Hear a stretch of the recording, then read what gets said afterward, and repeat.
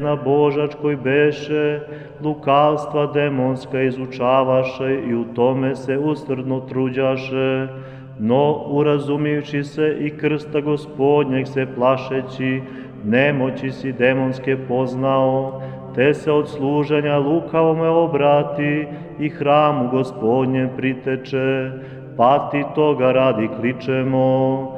Raduj se ti koji si lukavstva demonska izučio, raduj se ti koji si prelesti služenja đavolu razobličio, raduj se ti koji si zmiju lukavu posramio, raduj se ti koji si mudrace ovoga sveta nadmudrio, raduj se razumni od najrazumnijih, raduj se svešteno mučeniče Kiprijane, brzi pomoćniče i molitveniče za spas duša naših.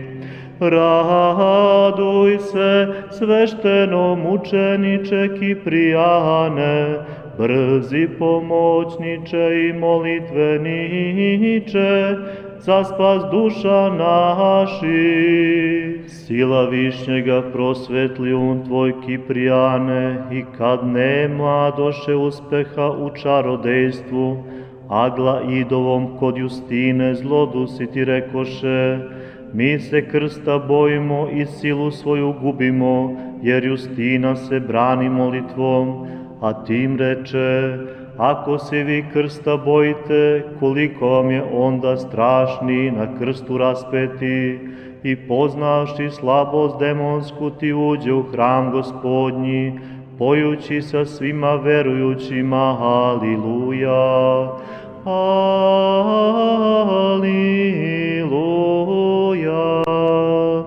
Imajući prosvetljen silom višnjom, Kiprijan otide episkopu moleći za krštenje, ali ovaj mu odreče, pobojavši se. Sveti pak u hram Gospodnji otide i na liturgiji stajaše, i iz hrama ne izađe, kada đakon vozglasi, oglašeni iziđite. Ne izlazim iz hrama, reče Kiprijan episkopu, dok me ne krstiš. Radujući se u razumljenju tvojemu, pojemo ti ovako. Raduj se silom višnjom prosvetljeni, raduj se Gospodom urazumljeni, raduj se ti koji si silu krsta poznao, raduj se ti koji si život svoj ispravio, raduj se ti koji si korake kak crkvi upravio.